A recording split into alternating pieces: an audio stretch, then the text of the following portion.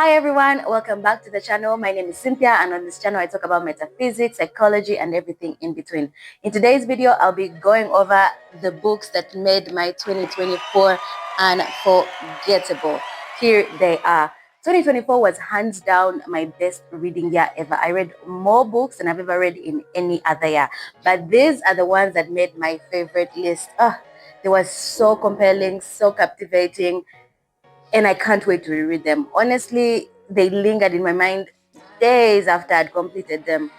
And in today's video, I'll be talking about these books, reviewing these books. So if you're interested in a book that captivates and delays to fade from memory long after you've read it, these are the books. So stay tuned and let's delve right in.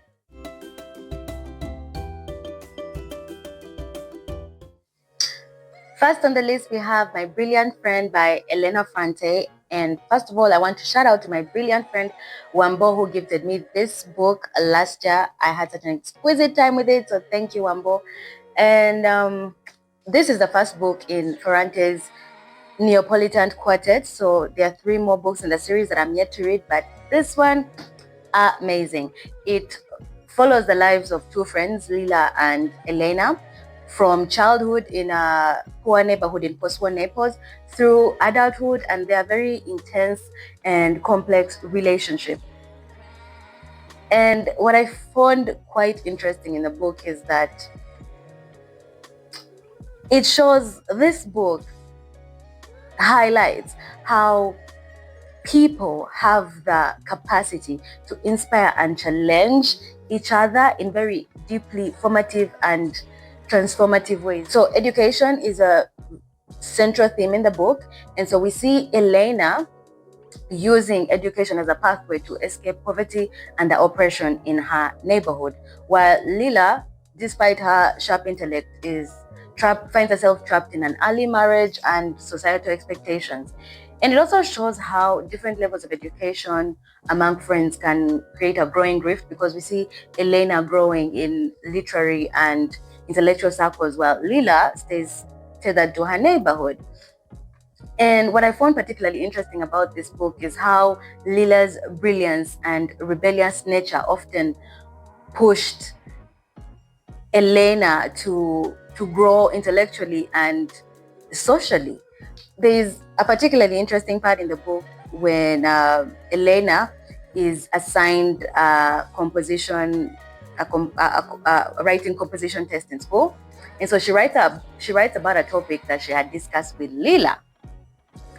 Now, when the results come back, she has passed with flying colors, so she receives praise from her classmates, from her teacher, even her principal. But when her principal was telling her how much she's proud of her and how brilliant she is, in that moment she felt this initial surge of happiness and then plummeted into sorrow, because she realized, wait, everything that I wrote in this composition was inspired by Lila. So is the brilliance really mine? Does it stem from my innate brilliance, or is it solely influenced by Lila? And just that question bothered her, because she wanted to feel like the brilliance was coming from her, but then she realized that Lila had influenced her so much to the point of growing her intellectually. So, and even if Elena loved this about Lila and she harbored awe for Lila for being so brilliant, she still harbored resentment towards her. Like, why is this girl so like way more brilliant than I am? And so I think that highlights the complexities and nuances of relationships, because the juxtaposition of loving somebody and then also harboring resentment is just bewildering, honestly. But anyway, I just love how raw and vulnerable this book is when it comes to how nuanced and complex relationships among friends can be. I also loved the theme around gender roles, because we see that one of the things that the girls grapple with are the societal expectations of them, the gender roles that are imposed on them. Because both Elena and Leela have to grapple with motherhood, with marriage, with subservience to men. And Leela's character particularly serves as a counterpoint to that norm. And so I found her defiance of traditional roles and her refusal to conform and her sharp critiques against societal structures quite refreshing. I mean, I had an extremely wonderful time reading this book. It is so captivating. It's no wonder that the New York Times last year in 2024 placed it as #1 on its list of the best 100 books of the 21st century. Imagine, this book was #1 on the New York Times list of the 100 best books of the 21st century. You must read it. Highly, highly recommend. Book #2, we have City of Girls by Elizabeth Gilbert. I had a fun time reading this book. I had so many laugh out loud moments. I was literally having a ball reading this book. And if anybody saw me reading this book, they would have thought that, what is happening in that book? Because I was laughing a lot and gasping a lot. I feel like the experience I had reading this book is similar to the experience I have if I'm watching a very intriguing show, when I have my cup of tea in hand and I'm savoring every twist and turn and scandal and dazzling bad decision. That's the kind of experience I had while reading this book. It basically follows the life of Vivian Morris, who is sent to New York to live with her Aunt Peg after being expelled from college. And it is set in the 1940s, against a backdrop of the Lily Playhouse, which is a struggling theater that is owned by Vivian's Aunt Peg. And it explores themes on female independence, sexual freedom, female friendships, regret. Regret is a huge, huge theme that is explored in the book. And it's basically about female friendships. It celebrates female camaraderie, and so hence the name City of Girls. And so we see Vivian be friends with so many different women in the Lily Playhouse, from her relationship with Celia Ray, who is this glamorous showgirl, to, of course, relationship with her Aunt Peg and her aunt's close friend Olive, and all the other cast of eccentric characters in the book. And let me tell you, the characters are so eccentric, so interesting, in that each of them, the way Elizabeth Gilbert wrote their characters, the character development is on point, brilliant. I was so interested in each and every one of the characters in the book because they were all interesting. So I loved that. So we follow Vivian through her mistakes and her triumphs, and as she grows from this very naive and impulsive girl into a strong woman who knows her limitations, her strengths, and exactly what she wants in life. And we see how the relationships that she forges with the characters with the rest of the characters in the book, how those relationships literally mold her and influence her view on the world and really shape who she is as a woman. And I like that it celebrates individuality and what it means to be yourself, to choose to be yourself, even if it means going against the grain. Because we see Vivian not falling for society expectations, and she tries to sort of pave her own path in life, and I love that in this book. So a big event happens in the book, which is World War II, and it serves as a turning point in the story because it drastically alters the life of the characters. And I found that to be quite interesting, how huge events that occur in life have the power to completely change people's lives and worldviews and utterly shift their paradigms. Because when the war breaks out, we see how Vivian is forced to confront her privilege and sort of reevaluate her priorities. So I found that to be quite interesting. And Elizabeth Gilbert's signature wit and insight really shine through this book. I was so immersed in it, so immersed in this thespian world, because it was so captivating and gripping. I highly, highly recommend you pick up a copy for yourself and read it, because you will enjoy it. I promise you. Book number 3 is Girl, Woman, Other by Bernardine Evaristo. I had such an incredible time reading this book. It follows the lives of 12 characters, primarily Black, British women, and non-binary individuals with diverse backgrounds and experiences across different generations. And each character has their own chapter, but their lives intersect in various ways, either through friendship, love, family, or shared history. And the book explores themes around intersectionality and identity, and it delves into the complexities of race, gender, class, and sexual orientation, and how these different aspects impact the lives of these different characters. I particularly loved its exploration on womanhood and feminism, and how these things are perceived and understood differently by different women across generations. I found that to be quite interesting. And oh yeah, I really loved its commentary on class and socioeconomic mobility, because we see that all these different characters fall within different socio-economic classes, and so we see how economic privilege or the lack thereof impacts people differently, whether in terms of opportunities, self-perception, or life choices, because some of the characters rise in social class either through education or career success, while others grapple with systemic barriers. So I found that to be quite interesting.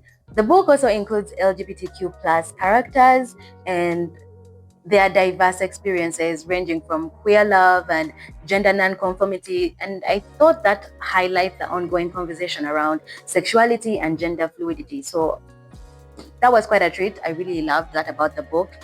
And basically, so it just showcases these 12 characters as they navigate their own unique struggles and triumphs, and it highlights the diversity within marginalized groups. And I just had an incredible time reading this book. I think it ultimately showcased the human condition in all its complexities, nuances, and messiness. And also, what I found particularly interesting is that some of the stories in the book some of the characters in the book and their experiences kind of mirrored my own, whether it's their problems or their struggles or their desires or their ambitions. I felt like it deeply resonated with me and I could relate. I really love this book. I really loved the writing approach that Bernardine used in this book. It's kind of free-flowing stream of consciousness writing approach that made me feel, even though I was reading, it's like I was in the minds of these characters. And also, she does not use punctuation at all. What a flex. But I'm telling you, the stories of these characters themselves, their character development, so well executed. I mean, this book is brilliantly written. It's so captivating. It's no wonder it won Bernardine the 2019 Booker Prize. Well deserved, and I highly recommend you read it. Book number 4, we have Maya of Rest and Relaxation by Oteza Moshfegh. First of all, how compelling is this title? It had me in a chokehold. When I saw it in the bookstore, I knew without a doubt, without hesitation, that Add to Cart was coming back home with me.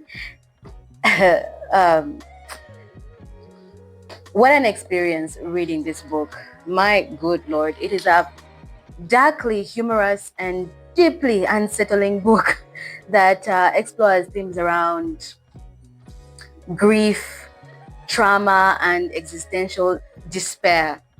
It follows the life of a young, pretty, wealthy, unnamed protagonist who struggles with depression and trauma, but refuses to deal with those issues directly. And she feels detached from the world, her emotions, and herself. And behind that despair or that apathy is unresolved grief over her parents' death and past experiences. And so she decides to be sedated for a whole year, and she decides to sleep for a whole year in order to deal with these issues. And she does this through a bizarre collection of prescription drugs that are prescribed to her by her very incompetent and quirky psychiatrist. But this need to sleep or go MIA for a year, I think, highlights the subconscious effort to kind of deal with her pain and her and her emptiness, but albeit in a very unconventional way. But she hopes to come out of it on the other side better, healthy, mentally and physically, and fully transformed. And I mean, her approach seems quite bizarre and extreme, but I think it highlights the complexities of mental health and the allure of isolation.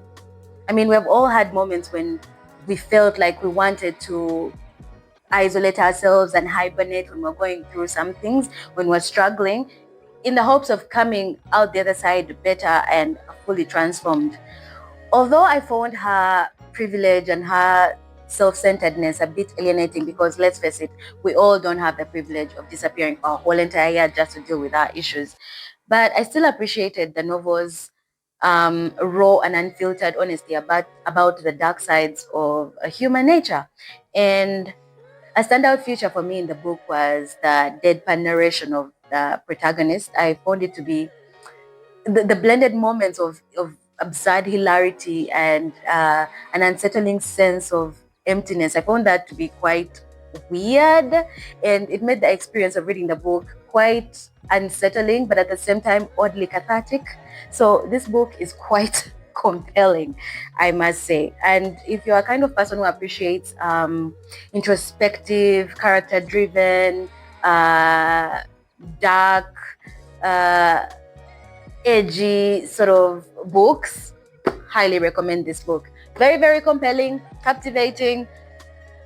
My year of rest and relaxation. Nateza Moshfegh, must read.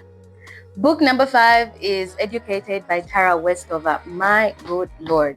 This is a memoir. This is a true life story of Tara Westover.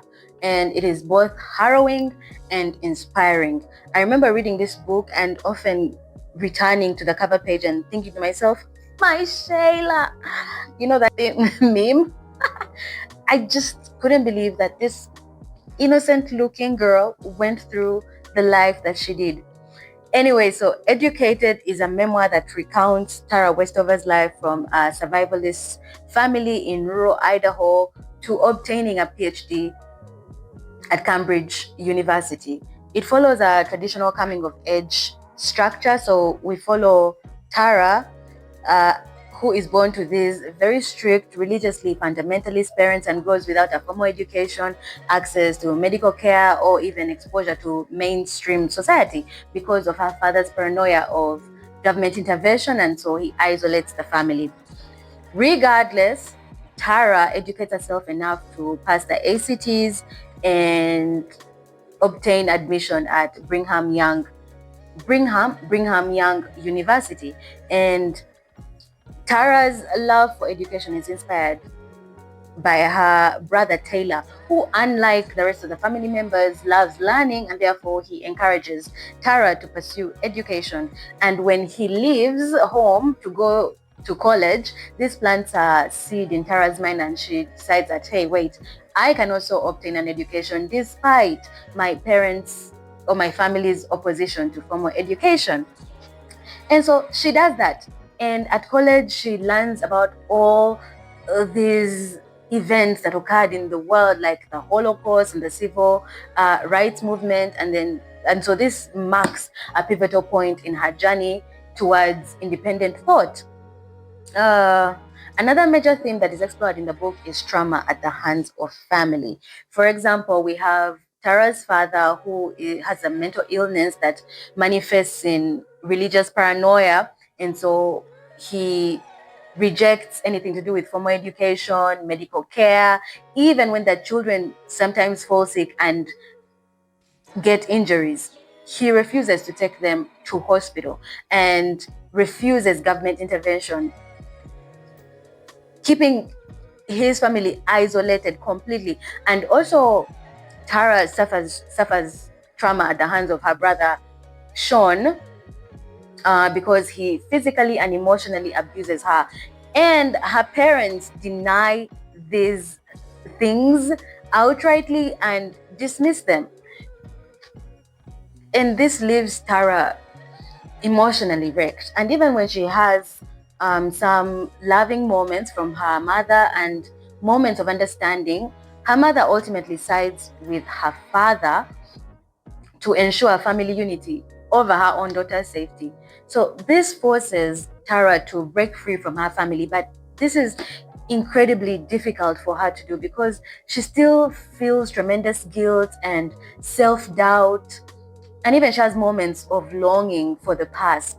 And so her struggle is not just in external but also internal, because she has to do away with years of indoctrination and kind of create a new self from scratch. But although she goes through all these harrowing experiences at the hand of her family members, she somehow manages to navigate these complex family dynamics and manages to continue with her studies, ultimately going to Harvard and obtaining a degree at Cambridge University.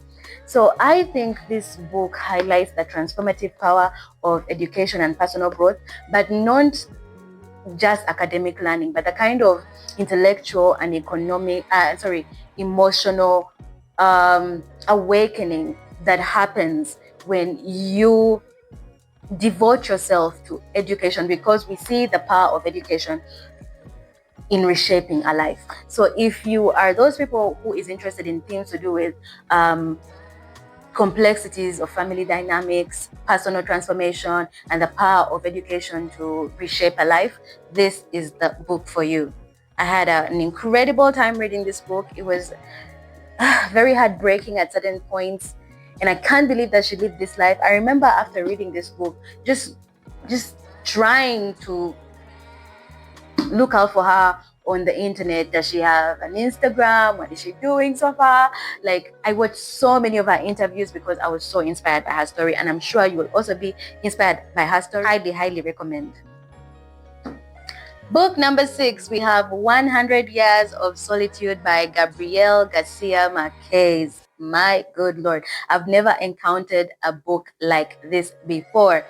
It's basically about the multi-generational story of the Buendias family that is set in a fictional town of Macondo that is founded by our two main characters, that is Jose Arcadio Buendias and his wife Ursula Iguaran. I'm pretty sure I'm butchering those names, but hey, forgive me, Spanish people.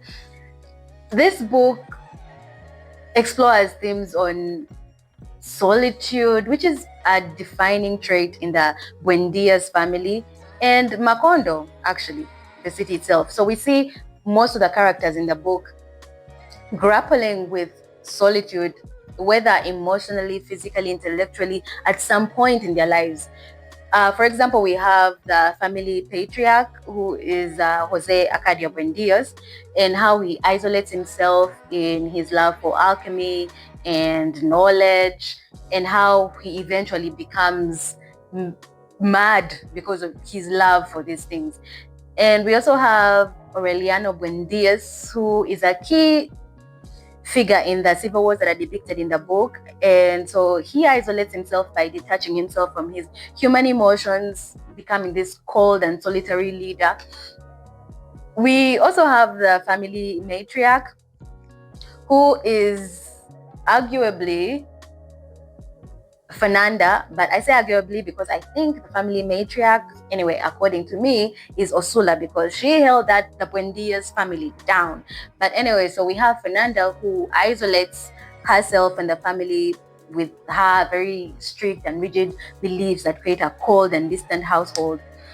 So solitude is a huge theme in this book, and I also liked its exploration of themes to do with the cyclical nature of history, because we see it depicted in, for example, with the symbolisms of the names that are used in the family. We see the names Jose Acadio or Aureliano being recycled through generations. And also there are themes of war, love, and of course solitude in the book. So the cyclical nature of history is well depicted in this book, but also the fragility of history. And the way it is depicted in the book is, so there was an insomnia plague that occurred in Macondo, where the citizens of Macondo literally forgot the names and the functions of the objects, but they tried to remedy this by putting labels on things, but they also eventually forgot about those labels.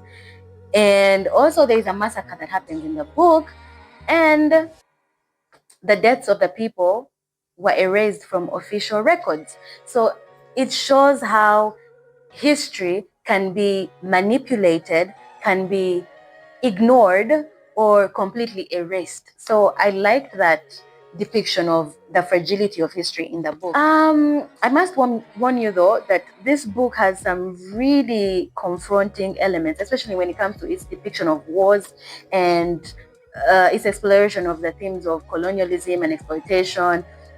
So you really need to look up the trigger warnings for this book. And its exploration of colonialism and exploitation is depicted when the banana company comes into Macondo, exploits their resources, and treats its workers brutally to the point of massacring them when they demand for better working conditions and fair pay. And because of the massacre, the company leaves Macondo, leaving devastation in its wake. But I'm telling you, that point in the book of the massacre, look up trigger warnings, because while I was reading it, I was thinking to myself, whoa. I feel like it changed me somehow. I was not the same after reading the massacre that happened in this book. And I'm interested to see how that's going to be depicted in the Netflix adaptation of the show, which I really, really enjoyed. I mean, it's so amazing to have read a book and then see the cinematic adaptation of the story and trying to kind of reconcile what you thought the characters looked like and what the producers of the show imagined them to look like, and the depiction of all these different stories or points in the book that you enjoyed. Really, really loved it. But I would urge you to first read the book before watching the show, because the experience of reading the book, I think, is much, much more fulfilling than just watching the show. So read this book. Highly, highly, highly recommend. I think this is the first book that I've read that has magical realism. The magical realism in this book, so well done, executed perfectly. I think Gabriel Garcia Marquez did an incredible job of weaving these fantastical elements seamlessly into the everyday lives of these characters. I mean, we have weird things happening, like the ghost of Prudencio haunting the family patriarch, Jose Acadio Buendias, and we have Remedios the Beauty, who was actually one of my favorite characters in the book, just ascending to the heavens instead of dying. And then we have Makede's predictions of the future of Macondo and how that's depicted in the book. We have butterflies heralding someone's arrival before he arrives. So those magical realism elements were such a treat in this book. I highly, highly recommend this book. The experience of reading this book, just let me know when you do read this book. Come back to this video and let me know down in the comments what you thought about it. I'm sure you'll have a very, very interesting point of view. Highly recommend. Finally, book number 7, we have Convenience Store Woman by Sayaka Murata. Do not let how small this book deceive you. It is so deceptively simple, and yet it carries profound commentary on things like social norms, capitalism, gender expectations, and identity. It follows the life of Keiko Furukura. She's a 36-year-old woman who has worked at the same convenience store for 18 years. And the way her character is depicted suggests that she lies somewhere on the autism spectrum. So, for example, her neurodivergence is shown in how she struggles to interpret other people's emotions and interactions, and she often copies other people's speech patterns in order to blend in. And she also struggles with social cues, and she has a strong need for structure. She also does not naturally feel a romantic or sexual attraction, but she forces herself into these roles in order to be seen as normal or to blend in. And so she has worked at a convenience store for over 18 years because she has this deep need for structure and repetitive tasks, because it gives her life meaning and purpose. So clearly Keiko is not struggling, but she is seen as unhappy by others simply because she is different. And it makes you think, I mean, is happiness not valid is happiness only valid if it looks like everyone else's? There is this stigma about being different that is depicted in the book, because we see Keiko as being perceived as wrong just because she is different from the rest, or she does not conform to society's molds. And so tensions between societal expectations and personal fulfillment are a central theme in this book, and it highlights how society marginalizes those who it perceives as not normal or who fail to conform, and forces them to perform normalcy in order to be accepted. I really love the novel's critique of capitalism and the modern work culture. And so the convenience store can be seen as a microcosm of the capitalist society, and Murata critiques the structure of work within this capitalist society. For example, Keiko can be seen as the ideal worker, the model employee, because she really gives herself to her role. She devotes herself to her role, even practicing her mannerisms and greetings at home. And unlike the rest of the workers, she does not see her job as a stepping stone, but she genuinely finds meaning and fulfillment in her job.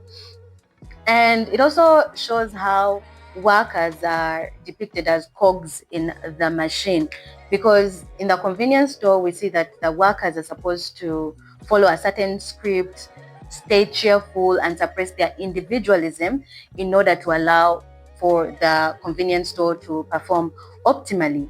And so when Keiko falls sick, she is immediately replaced. And I think this shows how workers are disposable in a capitalist society. And the convenience store's emphasis on efficiency, I think, mirrors modern society's value of productivity over well-being. I mean, people are only valuable because of their economic output. Anyway, so I also like Murata's critique of the gender roles that are imposed on women in Japanese society. We see that Keiko's family and friends push her into getting married because they don't understand why a woman her age is not married, and they do not buy into her happiness. Even if she is very content in her life and she has a job and she can easily take care of herself, they still don't see they still see her value only in fulfilling a traditional role like getting married. And so she reluctantly decides to practice normalcy and decides to get into a relationship with a guy called Siraha, who is this disgruntled, unemployed man with misogynistic views, who has this rant about how society has not changed since the Stone Age, and that men are expected to be hunters and women to be gatherers. And he despises the fact that he's supposed to be the provider. And so he kind of tricks, I want to say trick because he really bamboozled Keiko into this transactional relationship where they both ease their societal burdens by asking her to let him live with her, and forces her to go get another job so that she can take care of him. So he ironically benefits from the gender roles that he criticizes. But anyway, what I love about Keiko is that ultimately she decides that she can't do this. She cannot be in this relationship because it is not her, and she wants to go back to work for the convenience store because that's why she feels whole and complete. And so she breaks up with Siraha and reclaims her identity and her autonomy outside societal expectations, and I found that to be quite interesting. So I didn't expect to find such profundity in the pages of this book, but let me tell you, this small book, very, very profound. So it's no wonder that it won Murata, the Japanese prestige Akutagawa, I think, Akutagawa Prize, and ultimately became a bestseller. It is a very, very profound little book, this one. I highly, highly recommend that you read it. So there you have it, folks. These are my top 7 books of 2024 that made that year for me unforgettable. I will be rereading these books. They have managed to get themselves a permanent spot on my literary rotation, so I shall be rereading them. And if you're looking for a book that just doesn't pass the time but will reshape the way that you think and the way that you view the world, I highly, highly suggest that you pick up any one of these books or all of them. The choice is yours. But if you do, please feel free to come back to this video and let me know down in the comment section below what you thought about them. I'll be really, really interested to know. I thank you for watching this video. I had a grand old time making it, and I will see you in my next video. Bye.